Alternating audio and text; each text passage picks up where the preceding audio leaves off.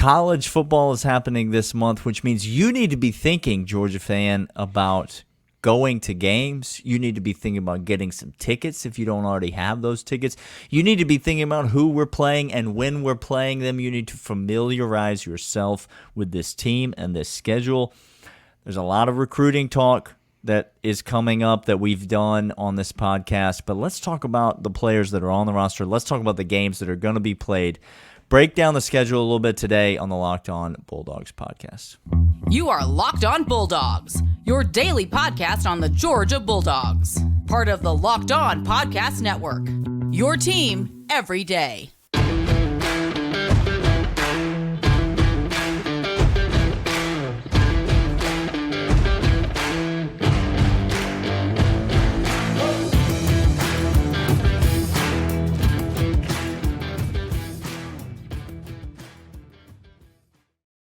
What is up, everybody? Happy Friday to you. I am Daniel, joined again this week, 2 times in 1 week by John, good friend, John Smith. John Tweet Sports over on Twitter. John, how are you doing today? Hey, I'm doing fantastic. It is the day that Georgia starts fall camp. Oh, boy. Pads are popping today. We're out here. We are out here. And I'm very excited for this day. You know, I think when you think about days like this throughout your year, these are the days that you get up a little earlier. You get the day started. You know, maybe a little workout, exercise, That's sweat, right. something that you don't normally do. Go for a little run. Get the blood. You might say that these are the days that you attack the day, and so I'm excited to attack the day as Georgia rolls into fall camp. Mark Richt has lost control of the phrase attack the day, so we're not going to use that any longer. Also, we don't want to go too fast on this podcast, or somebody will write an article. Chris Marlowe will tweet about us if we move too quickly on this podcast, and so we're not looking for that. Let's talk about some football games. By the way, thanks for being here. Thanks for watching on YouTube. Subscribe to the YouTube channel. 7,500 subscribers by the time the season rolls around. We're not that far away, so jump on there, hit that subscribe button if you're watching this video. And if you're watching on YouTube, go subscribe to an audio podcast platform. Find your favorite one. Subscribe to the show. It honestly doesn't seem like much, but that is a way that you help us out a tremendous amount. And so we appreciate that. I appreciate that. Clint, my co-host, appreciates that. If he ever comes back to the pod, we shall see. But happy to be talking to you, John. And let's dive into this schedule. First of all, we're not going to talk about UT Martin, Ball State, or UAB on this podcast. I'm not interested. So moving on. Okay? I honestly think that the first 3 conference games on the schedule, if you don't have it in front of you, Georgia plays South Carolina in Athens on September 16th. They play at Auburn on September 30th, and they play back in Athens on October 7th, the following Saturday against Kentucky. I think those first 3 conference games, there's broken up by the UAB game in there, is the toughest 3-game stretch of SEC games on the schedule. Now, it's not necessarily Georgia's toughest game in there, but I think this is a very interesting part of the early season schedule for Georgia. So let's just break it off into that little chunk. What game are you most interested in of those 3? Okay, so interest varies. I think the game I'm most interested in is the Auburn game because of Hugh Freeze. The last time that Kirby Smart played Hugh Freeze, it was at Ole Miss in 2016, and Hugh Freeze beat Kirby Smart 45-14. Kirby probably has forgotten that. So, yes, Kirby never remembers those things. Kirby has probably moved on. Absolutely, yes, definitely. So that's the one I would say from a fan interest standpoint. If you look at like storylines, and I think Auburn will likely be undefeated going into that game, et cetera, because they have an equally weak schedule to start. Cupcake-ish. Exactly. Yeah. I think that's the one that's most interesting for me as a fan. I will say the one that is most interesting for me from a football standpoint is Kentucky. Okay. I think Kentucky you've got Devin Leary at quarterback that transferred into Kentucky. You've got Liam Cohen, who is back as the offensive coordinator, who led a pretty productive Kentucky offense a couple years ago when they came in, and even with Will Levis at quarterback, they managed to still be pretty productive. Absolutely, yes. And so I think when you look at Kentucky, they also have one of the stronger interiors that Georgia will face this year, especially from an offensive line and defensive line, or an offensive line standpoint. I think that game is one that is going to be a real bellwether for Georgia in terms of, last year, good example, Kentucky, for whatever reason, 2021 was, I think Georgia beat up Kentucky pretty good, even though it was a little bit of a fist fight. But Kentucky, for whatever reason, can pop up and give you a 16-6 game that feels like you control the entire game, but the scoreboard doesn't look that way. And I think with Kentucky having an actual capable offensive coordinator, a quarterback who has a lot of experience and generally doesn't turn the ball over that much, that one is very intriguing. Yeah, I mean, Mark Stoops is notably the only coach Georgia will play that is willing to death march himself. Like, he's shown that before. And he'll do it again. He's not afraid. He was down by 2 scores, and he ran the clock out. Death marched his way down the field. By the way, bonfire.com/store/the199 to get your Mark Stoops Memorial Death March T-shirt. Yeah, Kentucky loves to keep it close. We talked about that a lot. You haven't mentioned South Carolina, and just for the sake of my co-host Clint, who is as high as a kite on South Carolina this year. Just, man, has a love affair with Shane Beamer and his boyish enthusiasm for football. Are people overreacting to South Carolina this year? Is South Carolina getting a little bit too much smoke? I think so. I mean, I think, for me, South Carolina's challenge is the challenge that every team that Georgia absolutely decimates has, and that's who is going to block for Spencer Rattler. Who's going to block 13? When 13's coming. Who is going to block Mykel Williams? And, I think when you look at the reason I don't give South Carolina a lot of credence is because that offensive line, I think, is going to be hot garbage again. And it doesn't matter how good some of your skilled players are.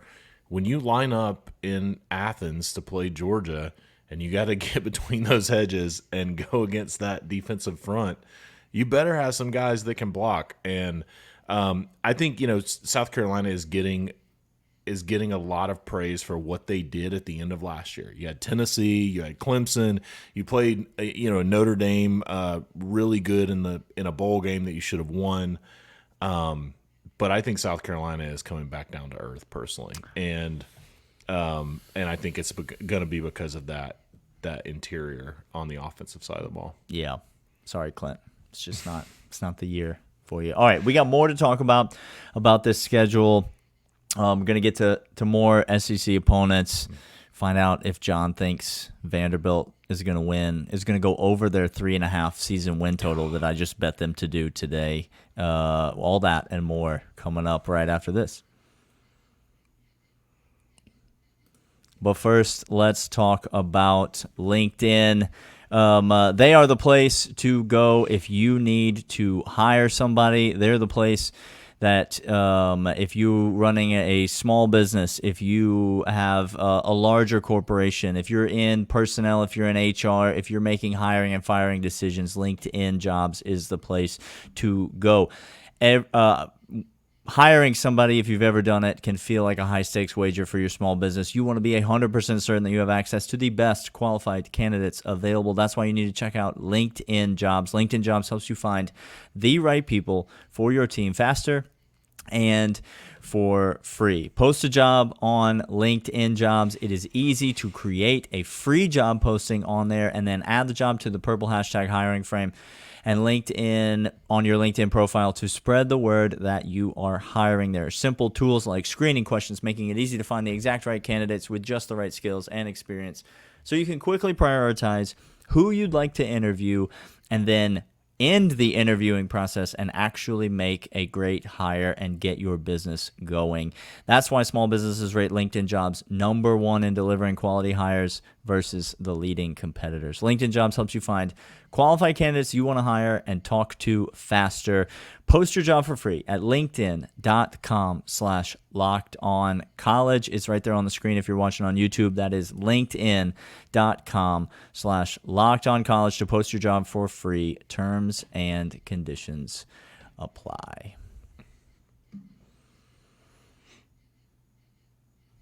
All right, John, let's move to the next stretch of 3 games on this schedule. It does include the aforementioned Vanderbilt Commodores, who have 3 wins in the non-conference. Let's just start here. They've got 3 guaranteed wins in the non-conference, and then they have Wake Forest on the road. It's a tough game. Vanderbilt can win that game. If they don't win that game, though, they need to win an SEC game to get to that 4 wins that I need them to cash. I bet it confidently. Is Vanderbilt getting to 4 wins this year? I'm going to go a step further. I think when Georgia goes to Nashville to play Vanderbilt, I think Vanderbilt's going to be 5-2. I think to have a lot of extra money for the concession stand at that game. I think Vanderbilt is starting 4-0. I think they're going to lose to Kentucky and Missouri. I think they're going to beat Florida and come in and be 5-2. I believe. I love that you just gave them an L against Missouri, and then you turned right around and 100%. Said they're going to beat Florida. Hey, Missouri, I know we'll talk about Missouri. I mean, I think Missouri, the interior on the offensive defensive side of the ball, is going to be good. But Vanderbilt, I'm a 3.5 believer, season win total. That's an early lock for the people. That's 3.5 wins. Clark Lee has got things going over there. All right, give me Will Shepherd on that Florida secondary. So Georgia is going to Vanderbilt to play a home game in Nashville. Yes. Then they have a bye week, and then they have a home game in Jacksonville. It'll be a home game midway through the 3rd quarter when it's nothing but Georgia fans left in the building. Yes. And then they come back home for their 3rd consecutive home game, this one against the Missouri Tigers. What do you have on those 3 games? What do you like? What do you not like? Is there anything that worries you in that stretch? Yeah, the only thing that worries me in that stretch, and I wouldn't say it's a worry necessarily, is Missouri. I think Missouri. I've mentioned this a couple of times. I don't know. We'll see. If Missouri can score any points. I mean, that's the question with Missouri. But Missouri has a new offensive coordinator that Eli Drinkwitz has said is going to be calling the plays. Missouri has Brady Cook and Jake Garcia, who I think are 2 very capable quarterbacks.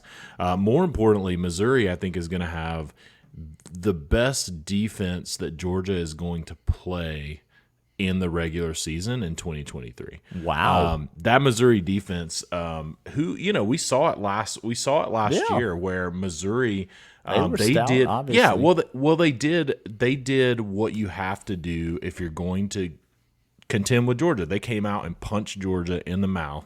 Specifically from the defensive side of the ball, that interior punched Georgia's offensive line in the mouth, and they're returning 77%. They're returning 80% of their production on that defensive side of the ball. So when I look at that stretch, I don't think it's a concern for me because I don't think Missouri is going to be able to score points. But if they have figured out their offense by that point in time, in terms of being able to maybe get Luther Burden and some mismatches, and maybe Brady Cook or Jake Garcia, whoever ends up starting for them, is able to get the ball out, that one could get interesting because I think the defensive side of the ball for Missouri is going to be – I think they're going to be stout this year. We talked earlier in the show about Hugh Freeze and Kirby Smart's memory. Kirby Smart doesn't have to dig very deep in the recesses of his memory bank. Oh, boy. I honestly believe this is like a 60-6 type of game that very possible. Where Mike Bobo wasn't calling the plays in that game, but he was sitting in the booth while that game happened. In what must have been a very frustrating situation for that Georgia offense because, as you said, got punched in the mouth a little bit, really couldn't do anything in the first half of that game. I feel like there's a bit of a revenge factor. Georgia doesn't have very many people that they can try to get revenge on this year or any year, but Missouri might be one of them. Why is Florida so bad at football, John? Well, where do we want to start? Dan Mullen didn't recruit for 3 years. He's the greatest thing to ever happen to the University of Georgia. It used to be Reggie Ball was the best thing to ever happen to the University of Georgia. Now it's Dan Mullen. It's 100% true. Dan Mullen. So here's Florida's conundrum, right? Dan Mullen didn't recruit for 3 years at Florida. Left a bare cupboard for a guy coming in from the Sun Belt who supposedly did the analysis and evaluation of 20 quarterbacks in the transfer portal and decided his best bet was Graham Mertz. That's the guy he wanted. He wanted Graham Mertz. So why is Florida so bad?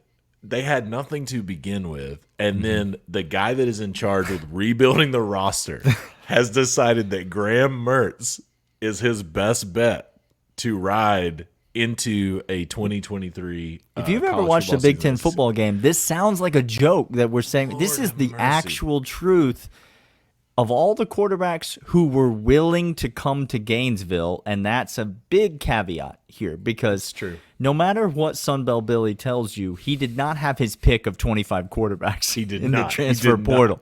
He did not. But of all the SEC schools that are starting quarterbacks out of the transfer portal, and there's going to be a lot, right? Alabama's probably going to be starting a quarterback out of the transfer portal, a quarterback we make fun of a lot for not being good at football. We've already mentioned the kid from NC State that I think is going to be very good at Kentucky. Kentucky upgraded their quarterback. Ole Miss is probably going to be starting. Even though they have Jackson Dart, they're probably going to be starting a quarterback out of the transfer portal. There's a lot of transfer portal quarterbacks that are going to be starting in the SEC. None of them are even remotely as bad as Graham Mertz for the University of Florida. So bad. This is a guy that potentially could make Emory Jones look competent at football. I mean, that's how bad he might be. He's so bad. And, Grant, I think if you look at the 2022 season in the Big Ten, Graham Mertz had a 57.3% completion percentage, 19 touchdowns, and 10 interceptions, playing teams like 1-11 Northwestern, Maryland, Illinois, Nebraska, Minnesota, Illinois State. I mean, these were the guys he was playing. 57.3% completion percentage, 19 touchdowns, 10 interceptions. Got sacked 24 times. So I just don't. That's great. The guy. Yeah, 52.5 QBR. That's who you're hitching your wagon to. So that's why Florida does not scare me in the least. And I think you mentioned 60-6. I think that Florida game legitimately could be the game, the Jim McElwain got fired game when Georgia won 42-7, and the players, the first team, were admonishing the fourth stringers for giving up a touchdown in a 42-0 game. I don't think. Do you think Billy Napier gets fired this year? I don't think he does. No. There's no way. There's no way they're firing him after 2 years. I don't think so. And the recruiting has been better. I think Florida understands that they're in a long rebuild right now, and I don't think they fire Billy Napier. So, all right, we got more games to discuss. Maybe the toughest two games on the schedule are coming up for the Georgia Bulldogs, and we'll get to it right after this.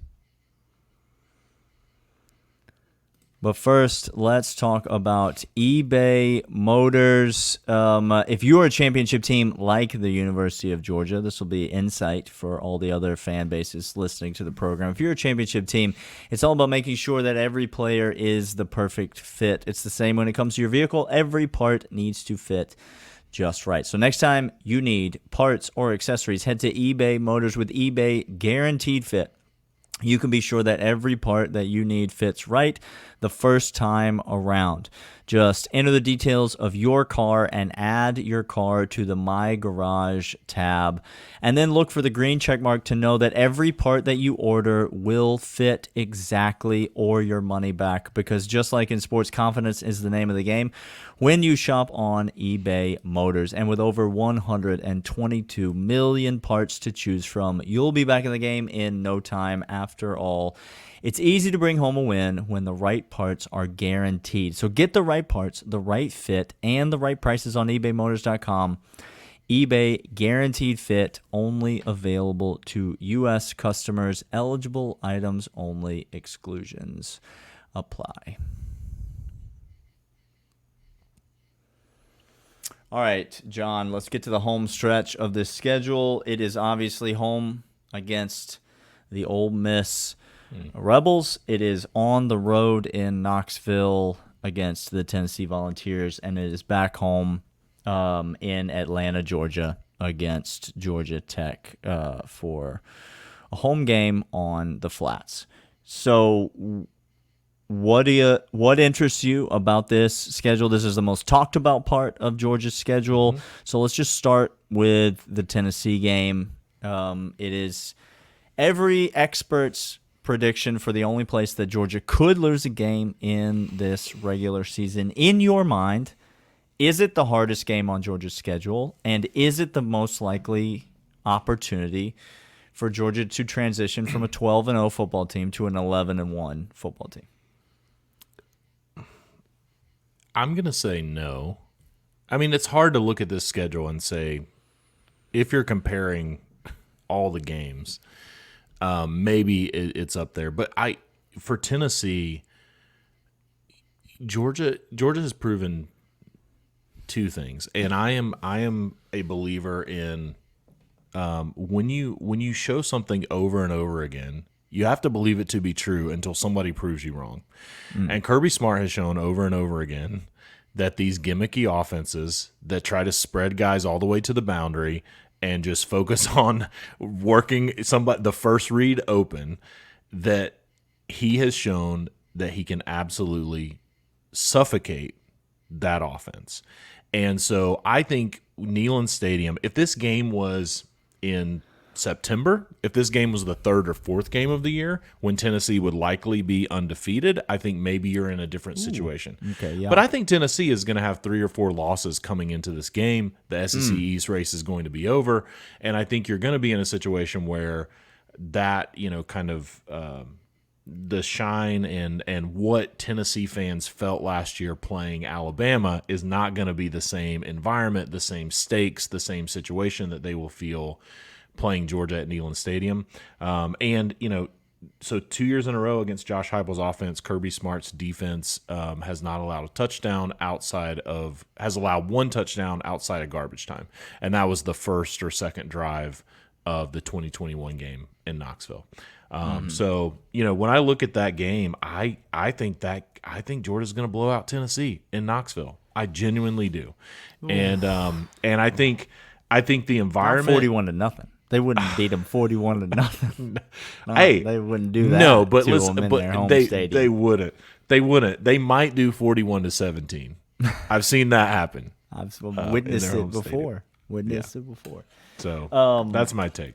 Yeah, I don't hate that take at all. We've obviously talked about this game a lot. The listeners probably know my opinions.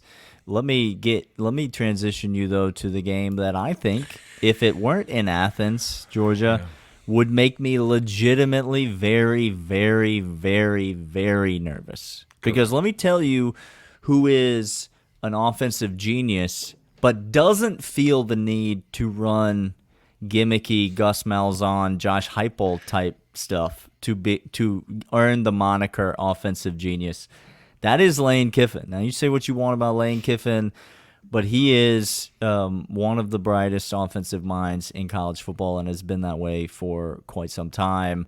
We make fun of Lincoln Riley a lot on this podcast, but I really think it's Lane Kiffin and Lincoln Riley. Like, those are the two guys, to me, that if you said you have to hire an offensive coordinator today and, you can't go to the Ravens to get him, then those would be the two guys that I would look at.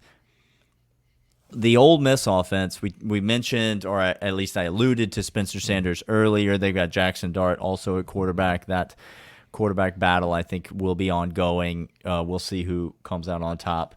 But I like this Ole Miss team this year. I think they could be a real threat in the West. Man, you're not kidding. Listen, Ole Miss, last year, until Lane Kiffin decided to flirt with Auburn in the last 4 games of the year. Boy, what was that even? I have no idea. You remember the drama. God. And it was like weeks of drama. And while that drama was going on, Ole Miss lost their last 4 games of the season after starting the season 7-1. And so I think, Lane, obviously with an extension of Ole Miss, I think he's going to be a lot more focused this year. What Lane Kiffin does that Josh Heupel and other folks that are given the offensive genius moniker undeservedly, what Lane does is he uses his personnel. He looks and he says, what is my best chance to have a productive offense with the players that I have? And he squeezes the maximum potential out of that team. And so if you look at last year, they had 496 yards of total offense, 276 of those, or 256 of those yards were rushing yards per game. The previous year, they had about the same, 492 yards and 274 yards a game passing. So what he did was he looked and he said, hey, I've got a young quarterback. I don't have a lot of guys that can get separation, so we're going to figure out how to run the ball. I got a good offensive line. I got, And so when you look at a guy who can do that, that's always makes you nervous. No matter how good your defense is, you have a guy who can say, I know how to use my personnel. I know how to get mismatches. And what he's also returning is he's returning 3 offensive lineman starters from last year that have over 750 snaps each. He's returning, Quinshawn Judkins, who is the best running back. Dude. The best running back in the SEC. And then his receivers, like, he's got 2 guys that transferred in, Trey Harris, in particular from Louisiana Tech, who that guy had 925 yards receiving last year, 10 touchdowns. I mean, a really, really good skill player. So Ole Miss, if it wasn't in Sanford Stadium, would make me nervous. I do think Ole Miss is going to come into that game, with very likely with, maybe 2 losses, maybe 3, but I think Ole Miss is going to come into that game close to the top of the SEC West standings. At that point there'll be 3 weeks left to go in this schedule. Yep. Which means Alabama and LSU will have at least 2 more opportunities to lose, 100%. right? And so Ole Miss will come into that game, I think, thinking there's a chance, might be an outside chance. Yeah. There's a chance that we could win the SEC West and play in Atlanta at the end of the season if we're able to take care of business in this game and subsequent games. So, that game makes me nervous. Any thoughts on Georgia Tech before we get out of here? Not the game itself, not whether or not they can give Georgia a game. Thoughts on the state of the program at Georgia Tech and whether or not there is any hope of them becoming moderately relevant in college football anytime soon? The current, I do think that they made the best hire that they could possibly make with the options that they had available to them. I think hiring a guy like Brent Key, who was on Nick Saban's staff, who went through all of that stuff with Jeff Collins, who probably was equally as frustrated as some of the players and other people during those Jeff Collins years. I think they got a good coach. I think they got a guy he's an alumni. I think he cares about the school. I think But and he got the most out of that team at the end of the season last year. They beat North Carolina. They had a good end to the season. Yeah, if you want a guy who can create belief in a team, I think you've got him. Outside of that, I mean, you got Haynes King, who may or may not be a good quarterback. I don't know, because he was under Jimbo Fisher, so who knows what was going on. I mean, no one can be a good quarterback in that system. But I think you've got a decent foundation for what Georgia Tech, their first step that they're trying to do, which is just compete in the ACC. I guess the ACC, just compete in the ACC. What used to be the Coastal. I was going to say their division, but they don't have divisions anymore. Yeah. But just compete in the ACC. And so I think they'll be able to do that in the next couple of years. I think that ACC, that Georgia Tech will be able to compete for, up in the top half of that, 4th, 5th, kind of in that conference. But I think it's going to be a very long time before Georgia Tech is even remotely competitive with Georgia again. He is John Smith, John Tweet Sports over on Twitter. I am Daniel at Dawgs Podcast. You can hit us up. Let us know your thoughts. Drop a comment on this video or send us a message. We will be back next week with lots more to cover about the University of Georgia as we get ready to talk about fall camp. We get ready to break down some early season matchups and get ready to watch some football on our televisions soon. John, thanks as always for being on here. We will see you guys next time.